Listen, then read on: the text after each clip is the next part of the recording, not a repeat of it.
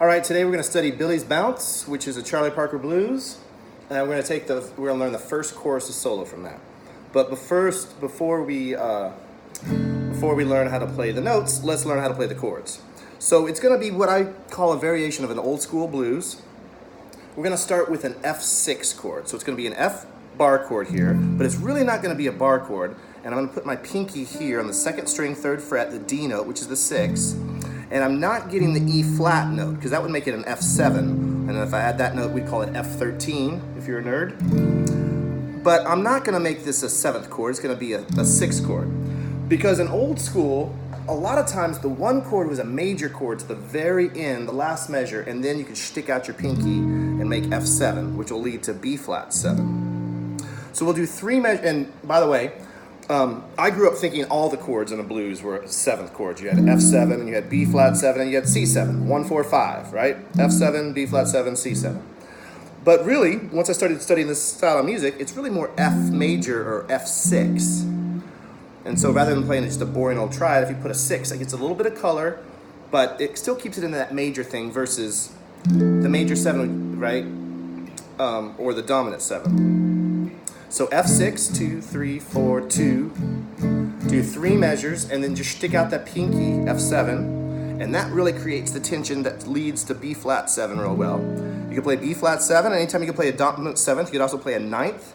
This is the James Brown chord, starting on the 5th string, 1st fret, and so I'm using an open note here, right, with that open D. And by the way, James Brown, Hillbilly's cousin, is Django. So this is also, you could be thinking of this as F minor 6. So it's almost going from F major to F7 to F minor, right? And then back to F6 for 2 measures. And then we're going to go C9, which would be the 5 chord. Like an old school blues, if you go 5, 5, 2 measures is C9. But anytime you come across a dominant chord, or a James Brown chord, you can cut it in half and put Carlos Santana in front of them. So instead of doing 2 measures of C9, I'm going to do 1 measure of G minor 7, and 1 measure of C9, and then back to F6. And then I'm going to do a quick 2, 5 for a turnaround. Now there's all kinds of chords you can throw into this blues, and they do in this song, but we're not here to throw in a bunch of chords. I'd rather give you the simplest version of chords and just get the notes, and then we'll do another lesson on how to put more chords in there. But if we look at just the basic chords, then it makes understanding the underlying notes and the theory and where they're coming from and the licks a lot simpler.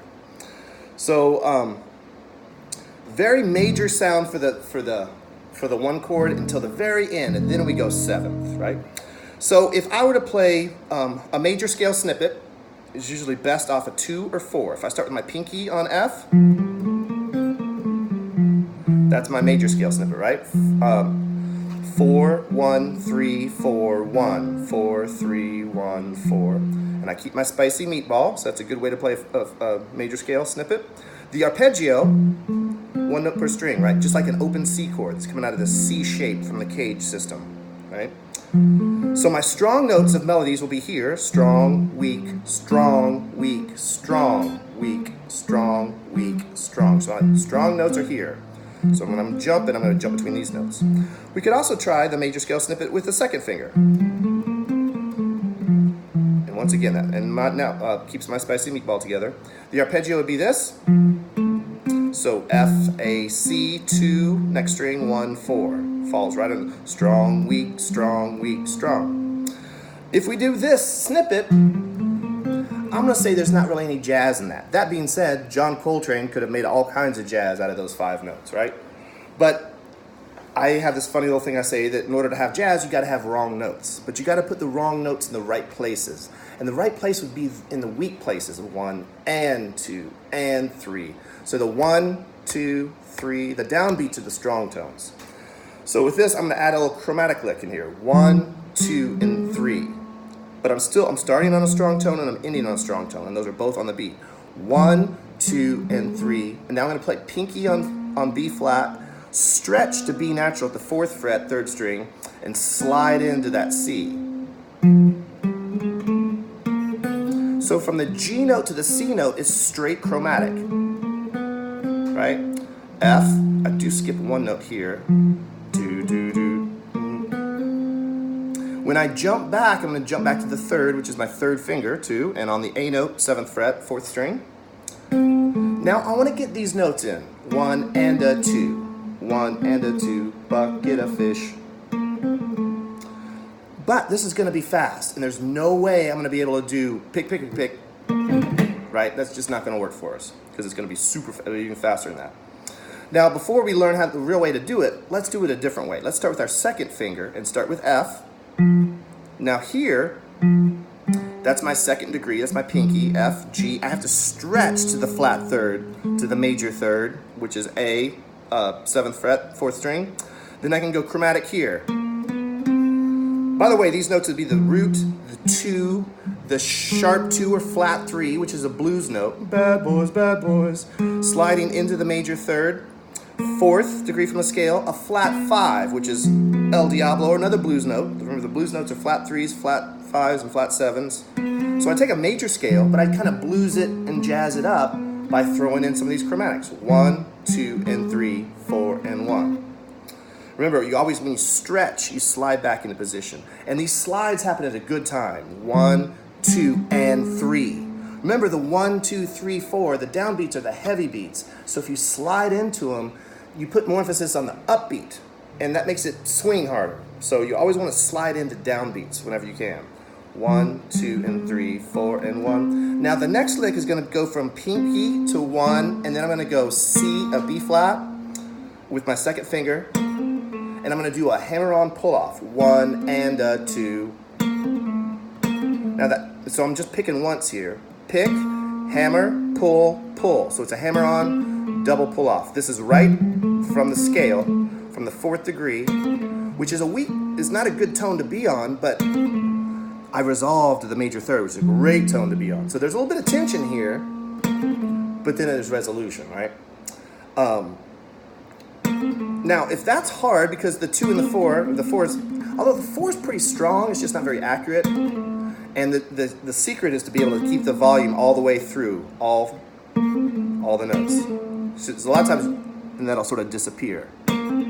So one solution you could do it is like do 1 and 3 here, and slide down to the first finger. Now the third finger is not as strong as the 4th finger, but it's a little more accurate, and it's probably easier to hammer on and pull off with. But I'm not going to do it here, because I'm going to need to do this lick here because I know what comes next in the lick. And when we're doing a big long lick like this, we sort of got to find the best way to finger all the parts of it. So here, when I'm playing B flat with my pinky at the 8th fret, 4th string, so B flat and then C at the 3rd fret, back to B flat, and then half step to A. All right, make sure you can see where I am on the guitar now. So I'm in 5th position, by the way. What I'm going to do is I'm going to go down, up, up, and I'm sweeping that. Now, if you can get real close and look at my pick, when I sweep, see how I land on the next string? I'm not going pick, pick, because that's not going to really solve any speed issues for me. I'm just going to go. And I sort of think of it as one motion. I'm going to go down, up, down. But I think just down, up, down, down, up, down. Now, when you're doing a lick, you want to get the first note and the last note, and then just do your best with the stuff in the middle. But if you get the first note and the last note right rhythmically, then eventually I think the next notes will come up. And if they come in a little muty, right? By the way, sometimes it's hard to get that. You really got to curve that pinky, so sometimes this note does get muted because you're sort of doing your pinky this way. Got to make sure he stays curved up. It's going to happen so fast, you're not really going to hear the note so much anyhow. So I think down, up, down, bucket of fish. And it's almost just like down, down, down. The most important thing I think is just to come back as soon as you finish dragging your pick right back to a down. Bucket of fish, and I might just mute the strings and go one note, buck, and a couple of notes, fish, bucket of fish, bucket of fish, bucket of fish. And then I eventually just make that smaller to where it's only 2 strings. Bucket of fish. But it's almost like I'm just going down, up, down, down, up, down. But I drag that. So think of this as like real heavy. Now don't dig too deep in. You just want to use a tippy top of your pick. Bucket of fish. That is a cool move. And we got a little bit of this 3-4, which are weak fingers. So it's a little tricky, right? But just remember, get that down, down, down, up, down. Bucket of fish, bucket of fish. So now we've got, right? The worst place to start a lick would be on the downbeat. I've got the blues, I've got the squares. If you put emphasis on the downbeat, it's really lame. So one of the best ways to solve that is 1, 2, 3. I got the blues. Just start before the measure, which is called a pickup note or anticrusis if you're a nerd. So one of the most common pickups in Western music is to start on the 5th degree, because also melodically starting on the root is really boring.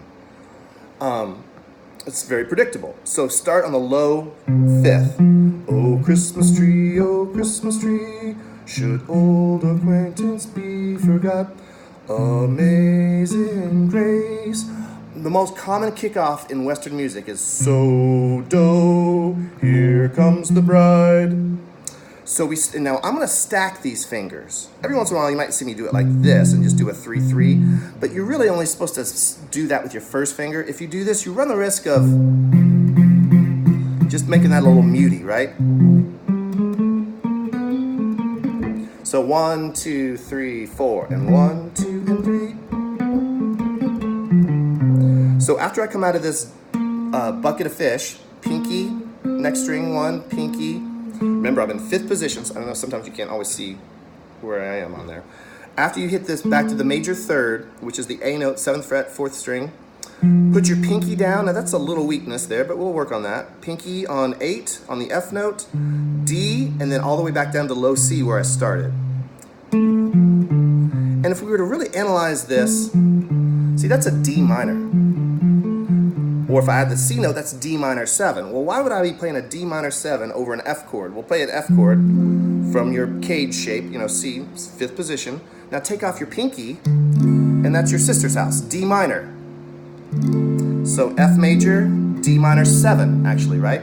Also go back to this F6 that we started with here, and if you were to look at the upper 3 notes, that's an open D minor chord, right? So F6, D minor 7, the exact same chord, note for notes. All 4 notes are the same.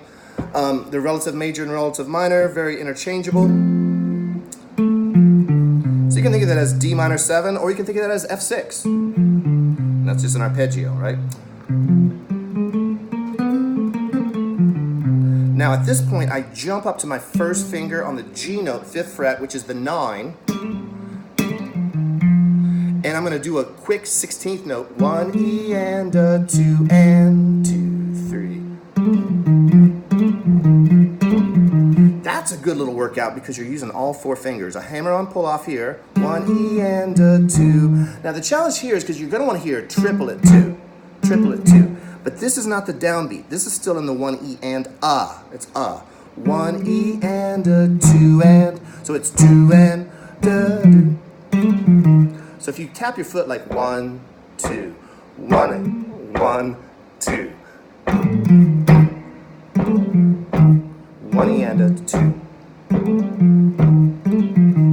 I'm still kind of doing that as a 16th note triplet. I should be doing 1 E and a 2 and.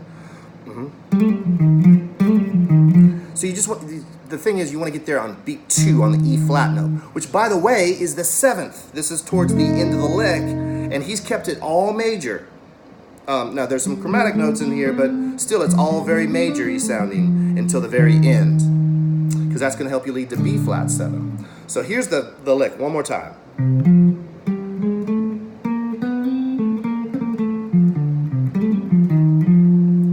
One more time, a little slower. I'll see if I can get a different angle for you on camera. Remember, I'm in 5th position. I know sometimes you can't tell where I am.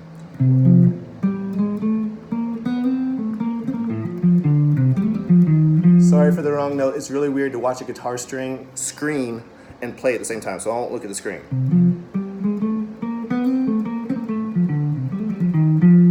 There we go.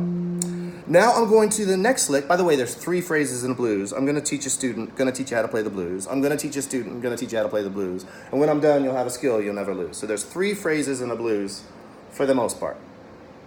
Now the second phrase is going to be over B flat 7. And remember how we said when we went to B flat 7, we're really thinking like F minor. So if I've got F major, da-da-do-do-do-do. See, I can do a minor third, major third root, da-da-do-do-do-do. But here I go, da-da-da, open, A flat, F, da-da-do-da-da-do-do-do, ba-da-do-do-do-ba-do-do-do. Now that's over the C7 or G minor.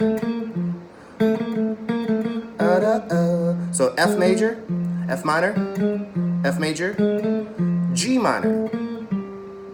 Can I get to that part? And just by doing that, you can make it almost sound like the blues. If I went da da boop ba doo doo doo boop doo doo doo doo doo doo doo boop doo doo doo. You hear the chord change? Now it changes back doo doo doo doo. Now change again doo doo doo doo doo doo doo doo doo. You can almost hear the chords change because I'm concentrating on this note and this note and this note to define the chords. So in F minor, B flat 7, we're gonna play an F minor lick. And if we were to do an F minor pentatonic, we'd start with our a sliding pentatonic. We start with our third finger, 3, 1, 3, slide, 1, 3. And a lot of times we can insta slide down, right? Keep that in mind. Once again, you're gonna start on the upbeat of the and of 4 of the previous measure. You go 1, 2, 3, 4. 1, 2, 3, 4. Now it's going to be and then there's going to be a rest on the 1, and you'll play and E and 1 and 3, 4. Right? 1 and a 2 and 1, and then I kind of rake this as it's supposed to be resting.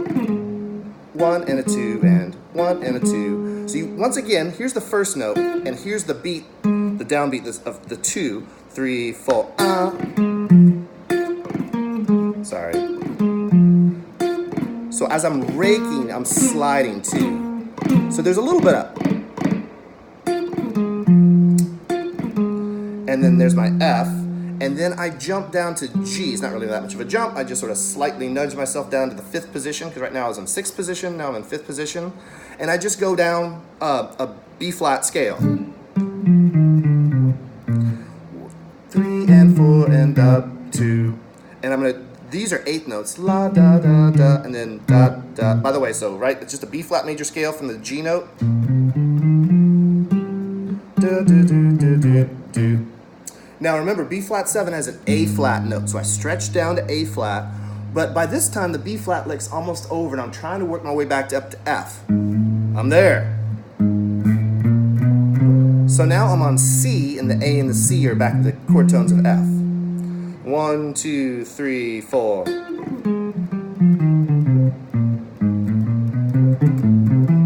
I'll show you that part in just a second, but I want to make sure I get this.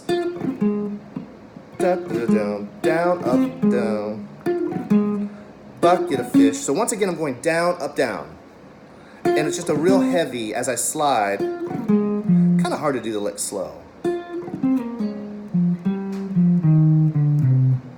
Stretch, chromatic, and we'll get to the next part in just a second. 3, 4. Just make sure you get to that on the beat. 3, 4, and 1, and 2, and 3, and 4, and 1, 2, stretch it, chromatic. Now at this point, I'm gonna incorporate that same little rake technique we were doing earlier. Down, up, down, up, down, up. So I'm starting on C, which is the bottom string, 8th fret, pinky. And then I'm gonna rake this up. And remember where my pick is. I'm not going pick, pick, I'm going pick. And raking through this stuff. Down, up, down, up. And then there's my C and an E note. 3rd finger and then D. So for a second there, I've got A, C, E. Now what arpeggio is that? That is A minor. Good answer, me. If you made F major 7 down here open, remember no 5th string, and basically, look there, A minor without your 4th finger, right? This is F major 7. Do-do-do-dee-da. So the whole, and that really just drills in that he's not thinking F7 at this point. He's thinking F major 7. By the way, in this, you could just play blues through the whole thing. You could just play the blues. Just minor pentatonic, right? Or with a passing tone to make it actually a blues scale, right? And in the second chorus, he starts out, so he's not thinking F major 7, he's just thinking straight up blues. So when he wants to play blues, he plays blues. But a lot of times on that one chord, he's gonna think major licks and happy, pretty licks, and melodic licks, not bluesy licks too. One more time through the second phrase. 1, 2, 3, 4. Stretch. That is a hard thing to get together. Keep this really light and real draggy. And I don't care that much about the clarity of the notes. I mean, I do. I really do. I shouldn't say I don't care. But especially to learn how to do this technique, just get the first note, get the last note in the timing, and eventually it'll clean itself up, I think. Now the last lick is going to be where we did the G minor 7, C9. And it's going to start with this little mini G minor arpeggio. So I'm in third position here, and I call this my little mini bar chord, right? Instead of the full G minor, we don't have the second finger on. I'm just doing from the 4th string, 3, 1, 1. And I'm not even playing the top string here, but I just need 3 notes. And now there's the F note, which will make G minor 7, technically, right? That's the 7th. So I'm gonna rake these 3 notes. Once again, these are gonna be 16th note, this will be a 16th note triplet, so super fast. And then, so that's just a rake. I can get 3 notes. See, if I tried to go pick, pick, pick, or tried to pick this and in another position, I'd have a hard time with that. But if I just go rake, rake, 1, and it'll be on the end of 2, 1, 2, and a 3, and a 3, down, down, oh sorry, down and up. I'm just thinking down, up. So as soon as I get down, remember, just like last time, as soon as I got down with the up, I went down. Now as soon as I get down with the down, I go up. And as long as you get that on the beat, you're gonna be good. In fact, when you listen to the real chord, you don't even barely hear this, because you just, remember, a saxophone, you just blow. And you can put 32 notes in there before you know it, right? Because your fingers can just move. You don't have to attack each note like you kind of do on a guitar. The only way we can not get away from attacking each note is like slides or hammer-ons and pull-offs and slides or raking. So the only way we can approximate the saxophone licks is if we rake or doyat, hammer-on, pull-off, or slide. So I'm gonna do this G minor, 1, 2. Now this is a downbeat. Normally you're supposed to go down on downbeat. So I've sort of messed myself up here because I'm gonna go this with a down, but in just a second I'm gonna be able to get back on track. Down, up, down, up, down, and I'll have a little pause here, right there, where I'm gonna do a hammer-on pull-off, where I'll be able to get back on track on picking. This is an F note. Here's an F major scale. Meow, meow, meow, meow, meow, meow, meow, meow. Now the tuning discrepancy is throwing us off a little bit from our normal shapes. I'm gonna throw in a flat 5, flat 6 here. If you were to, I'm gonna go back up in the 5th position, my pinky snippet. If you were to do an F major scale and throw in a C sharp or a D flat, so you got a root, 2, 3, 4, 5, sharp 5, 6, major 7, root. That's called a bebop major scale. It's actually called a bebop scale. And what's nice about that scale, I shouldn't even be getting into it, but what's nice about it is strong, weak, strong, weak, strong, weak, strong, weak, strong. The chord tones of F, A, C, D, which is the 6, are all in the strong beat. So this scale is like perfect, it works. As long as you start on the beat. If you start on the off beat, every note's wrong. But you don't have to know that, bebop major scale, just learn the tablature. So it's pinky, F, 3, 1, I'm on the 2nd string, and then I'm gonna do another pinky here, and that's a wrong note, that's what's making it jazz, and slide it down to the 5th fret. Now jump to 1 on that same string, 2nd fret, but your first finger, by 1. 1, and, does that sound familiar? There's that same bucket of fish. But it's in a better position because now I don't have to do that rake thing. I can do it a little bit stronger here. Once again, if you really wanted to, you could do 3 there, or actually that'd still slide down because it's nice to slide into the beats and then do 1 and then slide this up.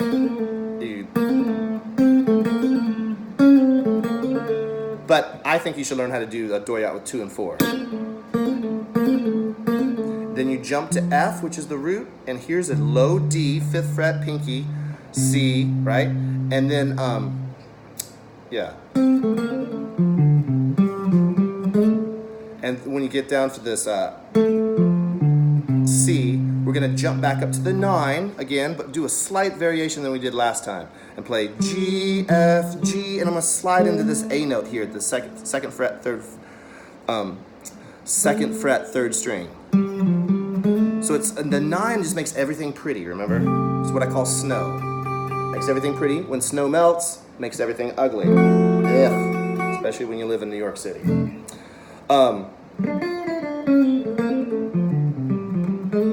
I could have gone and stayed on the same string. That's also a good possibility. So the whole thing, 1, 2, 3, 4.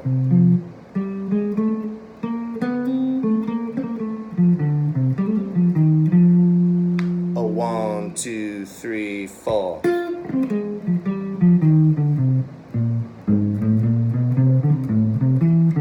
A 1, 2, 3, 4, 1, 2.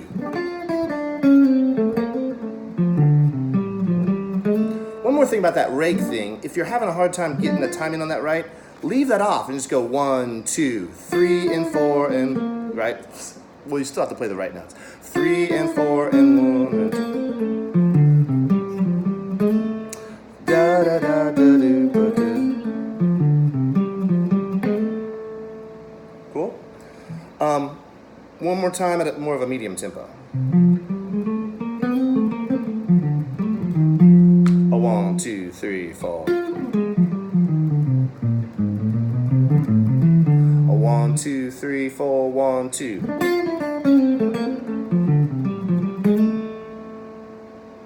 Cool. And now we'll learn it up an octave.